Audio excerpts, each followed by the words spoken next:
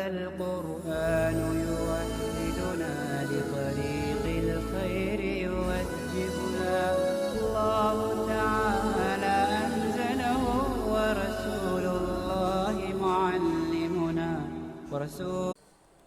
بسم اللہ الرحمن الرحیم۔ فصل در نماز جمعہ، یہ فصل نماز جمعہ کے بیان میں۔ جمعہ کی نماز عام نمازوں سے قدر مختلف ہے۔ عام نمازوں اور جمعہ کی نمازوں میں فرق ہے، اور وہ فرق یہ ہے کہ جمعہ کی نماز کے لیے کچھ مخصوص شرائط ہیں جو دیگر نمازوں کے لیے نہیں ہیں۔ تو عام نمازیں ہم جب بھی وقت ہو جائے جہاں بھی ہوں پڑھ سکتے ہیں، مگر جمعہ کی نماز پڑھنے کے لیے کچھ شرائط ہیں، جیسے شہر کا ہونا اور مناسب تعداد میں لوگوں کا ہونا، مخصوص تعداد میں لوگوں کا ہونا، اور امام یعنی شہر کا حاکم یا امیر المومنین کا ہونا، وغیرہ وغیرہ، جس کو ہم پڑھیں گے۔ تو یہاں سے ساری کتاب قاضی ثناء اللہ پانی پتی رحمۃ اللہ علیہ تفصیل کے ساتھ ان شرائط کو اور جمعہ کے دیگر احکامات کو بیان کر رہے ہیں۔ تو کہتے ہیں فصل در نماز جمعہ، یہ فصل جمعہ کی نماز کے بیان میں۔ برائے صحت ادائے جمعہ و سقوط ظہر از مسلی جمعہ شخصی شرط است۔ برائے صحت ادائے جمعہ، جمعہ کی نماز کی ادا کی صحت کے لیے، اور سقوط ظہر از مسلی، اور مسلی سے ظہر کے ساقط ہونے کے لیے، اور جمعہ کی مسلی کے لیے، اور جمعہ کی مسلی سے ظہر کے ساقط ہونے کے لیے چھ چیزیں شرط ہیں۔ تو اگر یہ 6 چیزیں پائی جائیں گی تو مسلی سے ظہر کی نماز ساقط ہو جائے گی، اور جمعہ کی نماز اس کے لیے صحیح ہو جائے گی، اس پر ادا کرنا لازم ہو جائے گا۔ یکی مصر، پہلی شرط یہ کہ شہر ہو، جس جگہ جمعہ کی نماز ہونی ہے وہ جگہ شہر ہو، یعنی شہری کے درا حاکم و قاضی باشد، یعنی ایسا شہر کہ جہاں کوئی حاکم یا قاضی ہو، یا نواحِ مصر، یا شہر کے اطراف کہ برائے حوائج اہل مصر مہیا باشد، جہاں اہل شہر کی ضروریات پوری ہوتی ہوں۔ تو جیسے دکان وغیرہ ہو اور اس دکان سے شہر کے لوگوں کی ضرورت پوری ہو جاتی ہو۔ پس در دیہات نزد امام اعظم جمعہ جائز نیست، لہذا دیہات میں امام اعظم ابو حنیفہ رحمۃ اللہ علیہ کے نزدیک جمعہ جائز نہیں ہے۔ وہ نزد شافعی و اکثر ائمہ در دیہات جمعہ جائز است، اور حضرت امام شافعی رحمۃ اللہ علیہ کے نزدیک اور دیگر اکثر ائمہ کے نزدیک دیہات میں جمعہ جائز ہے۔ و در نواحِ مصر جائز نیست، اور شہر کے اطراف میں جائز نہیں ہے۔ تو یہ امام شافعی اور دیگر ائمہ کے نزدیک دیہات کے اندر جمعہ کی نماز ادا کرنا جائز ہے۔ تو پہلی شرط یہ ہوئی کہ جہاں جمعہ کی نماز ہونی ہے وہ کوئی شہر ہو جہاں کا کوئی حاکم یا قاضی ہو، یا شہر کے اطراف میں ہو، شہر تو نہ ہو مگر شہر کے اطراف میں ہو۔ دیہات کے اندر جو ہے جمعہ کی نماز جائز نہیں ہے۔ امام شافعی اور دیگر ائمہ کے نزدیک شہر کے اندر بھی جمعہ جائز ہے اور دیہات کے اندر بھی جمعہ جائز ہے، مگر شہر کے اطراف میں جمعہ جائز نہیں ہے۔ دوم حضور بادشاہ یا نائب او، دوسری شرط یہ کہ بادشاہ یا اس کے نائب کا موجود ہونا۔ وَإِن نزد اکثر ائمہ شرط نیست، اور یہ اکثر ائمہ کے نزدیک شرط نہیں ہے۔ تو دوسری شرط یہ ہے کہ بادشاہ یعنی امیر المؤمنین یا اس کا کوئی نائب ہو، موجود ہونے کا مطلب ہے کہ کوئی امیر المؤمنین ہو مسلمان کا، تب یہ جمعہ کی نماز درست ہوگی۔ لیکن کہہ رہے کہ یہ اکثر ائمہ کے نزدیک بادشاہ یا امیر المؤمنین کا ہونا شرط نہیں ہے۔ ہمارے ملک ہندوستان کے اندر بھی کوئی امیر المؤمنین نہیں ہے، مسلمانوں کے بادشاہ نہیں، مگر یہاں جمعہ کی نماز ہوتی ہے اسی مسلک کے موافق۔ صوم وقت، تیسری شرط ہے وقت کا ہونا۔ کون سا وقت؟ وقت ظہر، صوم وقت ظہر۔ تیسری شرط یہ ہے کہ ظہر کا وقت ہونا، تو ظہر کے وقت کے اندر ہی جمعہ کی نماز صحیح ہوگی، ظہر سے پہلے جمعہ کی نماز صحیح نہیں ہوگی۔ چہارم خطبہ اور چوتھا خطبہ، تو یہ 4 شرطیں انہوں نے بیان کی ہیں۔ اب ان 4 شرطوں کی اجمالاً 4 شرطیں بیان کی ہیں، اس کے بعد تفصیلاً بیان کر رہے ہیں، اور جو 2 باقی شرطیں ہیں اس کو آگے بیان کریں گے۔ تو کہہ رہے ہیں کہ مسئلہ نزد ابی حنیفہ خطبہ مقدار تسبیح کفایت مقدار، ان 4 شرائط میں سے 3 شرطیں تو بالکل واضح ہیں، شہر کا ہونا اس کی وضاحت ہو گئی، دوسری شرط یہ کہ امیر المومنین کا ہونا، اور یہ اکثر ائمہ کا نزدیک شرط نہیں ہے، تو کوئی امیر المومنین تو ٹھیک ہے، اور نہیں ہے تو کوئی بات نہیں ہے، اور تیسری شرط ہے ظہر کا وقت ہونا، ظہر کے وقت اس میں بھی کوئی تفصیل نہیں ہے، چوتھی شرط ہے خطبے کا ہونا، تو یہ خطبہ بھی شرط ہے، یعنی فرض ہے، واجب ہے، ضروری ہے، مگر خطبے کی مقدار کتنی ہے؟ کیا آدھے گھنٹے خطبہ دینا ہے، 1 صفحے خطبہ دینا ہے، کیا مقدار ہے؟ کہہ رہے کہ امام اعظم ابو حنیفہ رحمۃ اللہ علیہ کے نزدیک خطبے کی مقدار 1 تسبیح کے برابر ہے، یعنی اگر کوئی خطبہ میں کھڑا ہو کر صرف سبحان اللہ پڑھ لے تو فرض ادا ہو جائے گا، فرض ساقط ہو جائے گا۔ نزد ابی حنیفہ خطبہ مقدار تسبیح کفایت می کند، امام ابو حنیفہ رحمۃ اللہ علیہ کے نزدیک خطبہ 1 تسبیح کی مقدار میں کافی ہو جائے گا۔ ونزد صاحبین فرض آز کے ذکر طویل باشد، اور صاحبین کے نزدیک فرض یہ ہے کہ کوئی لمبی ذکر ہو، تو جس کی مقدار یہ ہے کہ کم از کم التحیات کے برابر ہو، تشہد کے برابر ہو، دوسری کتابوں کے اندر تفصیل سے لکھا ہوا ہے، تو صاحبین کے نزدیک کم سے کم ذکر طویل کا مطلب یہ ہے کہ التحیات کے برابر ہو، ٹھیک ہے۔ و خطبہ خاندان مشتمل بر حمد و صلات و تلاوت قرآن و وصیت مر مسلمانانہ را و استغفار برائے نفس خود و برائے مسلمانان نزد اکثر ائمہ فرض است۔ اب خطبے کے اندر کیا مضمون ہونا چاہیے؟ خطبہ جو عربی زبان کے اندر دیں گے کیا مضمون ہونا چاہیے؟ کہ اس کے اندر یہ ہے کہ حمد ہو، صلات ہو، قرآن کریم کی تلاوت بھی ہو، یعنی کچھ قرآن کریم کی آیتیں بھی ہوں، مسلمانوں کو وصیت کیا جائے، نصیحت کیا جائے، استغفار کرنے کے لیے کیا جائے، یہ سب جو ہے اکثر ائمہ کے نزدیک فرض ہے، ضروری ہے خطبے کے اندر ان سب مضمونوں کا ہونا۔ وہ خطبہ خاندان مشتمل، اور خطبے کا پڑھنا مشتمل ہو بر حمد و صلات، حمد و صلات پر، حمد کہتے ہیں اللہ کی تعریف کو، اور صلات کہتے ہیں حضور پاک صلی اللہ علیہ وسلم پر درود بھیجنے کو، خطبے کے اندر پڑھتے ہیں نا، الحمدللہ نحمدہ ونستعینہ ونستغفرہ ونؤمن بہ ونتوکل علیہ ونعوذ باللہ من شرور انفسنا ومن سیئات اعمالنا، یہ ہو گیا حمد۔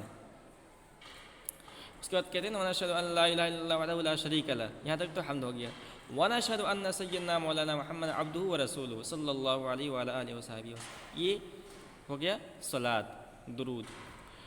و تلاوت قرآن، قرآن کریم کی تلاوت، اما بات کہتے ہیں نا کہ یا ایھا الذین آمنوا ان اللہ وملائکتہ یصلون علی النبی یا ایھا الذین آمنوا صلوا علیہ وسلموا تسلیما، یہ قرآن کی آیت ہو گئی۔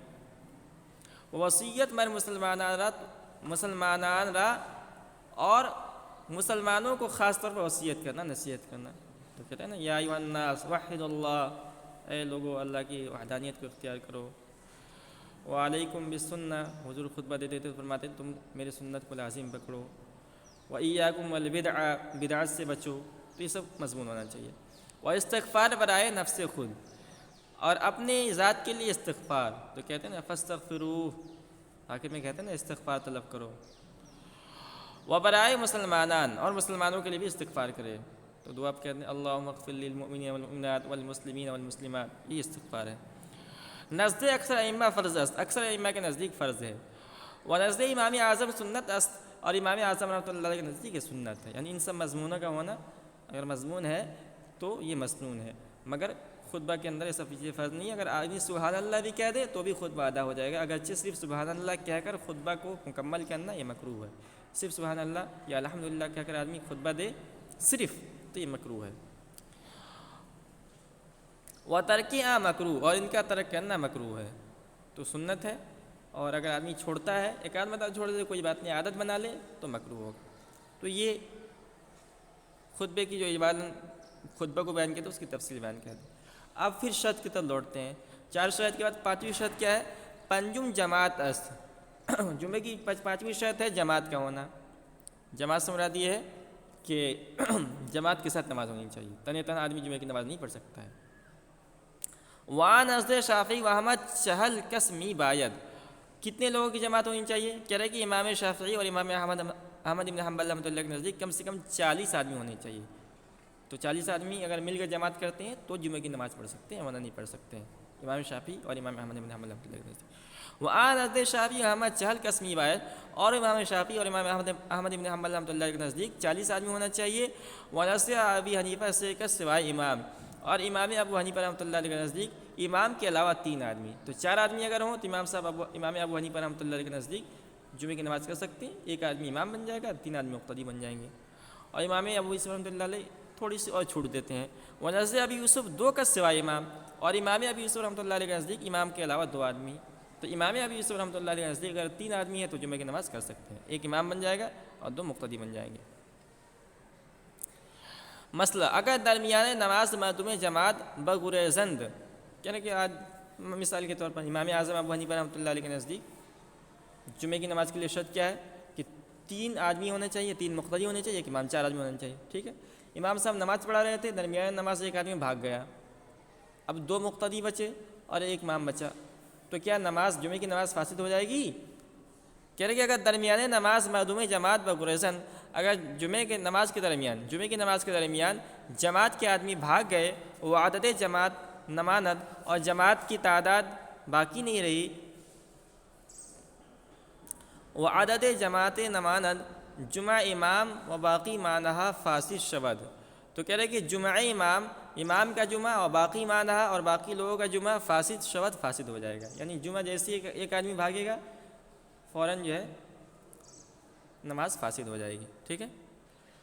اور ظہر اثر گیرن، اور ظہر کی نماز کو اثر نو پڑھیں گے، ٹھیک ہے، یہ ہو گیا۔ اب چھٹی اور آخری شرط، ششم اذن عام، چھٹی شرط یہ ہے کہ اذن عام ہونا چاہیے۔ اذن عام کا مطلب یہ ہے کہ اجازت ہونی چاہیے، عام اجازت ہونی چاہیے، جمعے کے لیے کوئی روک ٹوک نہ ہو۔ اب اسی مسئلہ بیان کر رہے ہیں۔ مسئلہ نماز جمعہ برطفل و بندہ و زن و مسافر و مریض واجب نیز، اب کن لوگوں پر جمعہ واجب ہے اور کن لوگوں پر واجب نہیں ہے؟ تو کہہ رہے ہیں کہ جمعہ سب لوگوں پر واجب ہے، سب لوگوں پر ضروری ہے، مگر چند لوگوں پر ضروری نہیں ہے، تو جن چند لوگوں کو بیان کر دیں گے ان کے علاوہ سب پر ضروری ہے۔ نماز جمعہ برطفل، جمعے کی نماز بچے پر، و بندہ غلام پر، و زن اور عورت پر، و مسافر پر، و مریض پر واجب نیست، واجب نہیں ہے۔ تو جمعے کی نماز بچے پر بھی واجب نہیں ہے، غلام پر بھی واجب نہیں ہے، عورت پر بھی واجب نہیں ہے، مسافر پر بھی واجب نہیں ہے، اور بیمار آدمی پر بھی واجب نہیں ہے۔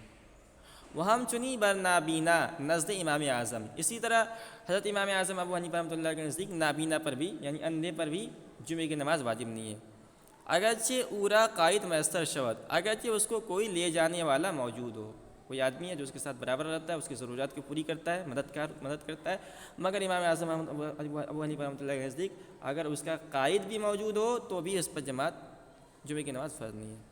ونزد ائمہ ثلاثہ، اگر قائد میسر شود جمعہ بر نابینا واجب باشد، اور ائمہ ثلاثہ کے نزدیک، ائمہ ثلاثہ امام شافعی، امام مالک، امام احمد بن حنبل رحمۃ اللہ کے نزدیک اگر نابینے کے لیے کوئی قائد میسر ہو تو واجب ہوگا، وَإِلَّا نہ، ورنہ نہیں۔ امید ہے یہ مسئلہ سمجھ میں آ گیا ہوگا۔ وبر بندہ نزد احمد جمعہ واجب است، اور امام احمد بن حنبل رحمۃ اللہ کے نزدیک غلام پر بھی جمعہ واجب ہے۔ اب آگے ایک چھوٹا سا اور مسئلہ ہے۔ مسئلہ اگر بندہ یا مریض یا مسافر نماز جمعہ در مصر بگزارن جمعہ ادا شود و ظہر ساقط گردد، کہہ رہے کہ یہ لوگ، آپ نے کہا ان لوگوں پر جمعہ واجب نہیں ہے، مگر ان لوگوں نے شہر میں جا کر جمعہ پڑھ لیا، تو کیا ان سے ظہر کی نماز ساقط ہو جائے گی؟ کتنی ساقط ہو جائے گی؟ اگر بندہ یا مریض یا مسافر، اگر غلام یا مریض یا مسافر نماز جمعہ در مصر بگزارن، شہر میں جمعے کی نماز پڑھ لیں، جمعہ ادا شود تو جمعے کی نماز ادا ہو جائے گی، اور ظہر ساقط گردد، اور ظہر کی نماز ساقط ہو جائے گی۔ یہ مسئلہ بھی پورا ہو گیا۔ ایک اور مسئلہ ہے، مسئلہ کیسے کہ خارج مصر می باشد، اگر اذان جمعہ می شنود بروئے حضور جمعہ لازم است، اگر کوئی آدمی شہر سے باہر رہتا ہو، دیہات کے اندر، مثال کے طور پر گاؤں کے اندر رہتا ہے، اور جمعے کی اذان جب ہوتی ہے تو سنتا ہے، پہلے زمانے کے اندر تو یہ نادر بات تھی، اس لیے کہ مائک سے اذان نہیں دی جاتی تھی. ہمارے زمانے کے اندر تو یہ کوئی نادر بات نہیں ہے. اذان سے اگر اذان دی جاتی ہے تو دور دور تک آواز سنائی دیتی ہے.